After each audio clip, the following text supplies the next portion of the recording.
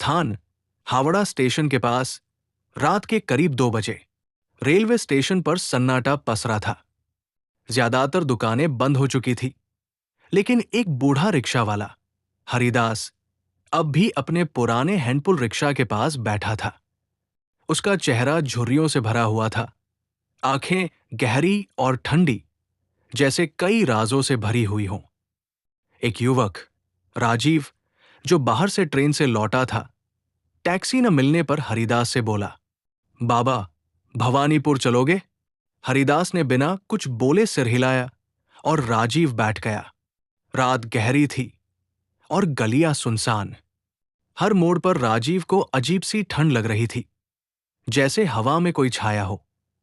रास्ते में एक मंदिर आया और वहां एक कुत्ता उन्हें देखकर जोर जोर से भौंकने लगा। हरिदास ने आंखों से कुत्ते को घूरा और कुत्ता एकदम चुप हो गया, जैसे किसी डर से कांप रहा हो। राजीव ने पूछा, बाबा, आप इस वक्त भी रिक्शा चलाते हो? हरिदास बोला, हम तो रोज रात के 2 बजे ही निकलते हैं। हमारा इंतजार बहुत लोग करते हैं। उसकी आवाज में अजीब थरथराहट थी। अब उसे हरिदास के चेहरे पर गहराई से देखने का मौका मिला। उसका चेहरा धीरे धीरे सड़ रहा था, आंखें गड्ढों में बदल रही थी और होठों से कीड़े रेंग रहे थे। राजीव चिल्लाया, बाबा, रोकिए, मुझे उतरना है। हरिदास बोला, जहां बैठ गया वहां से उतरने की इजाजत नहीं होती बेटा। अब तू भी रात का मुसाफिर बन गया है।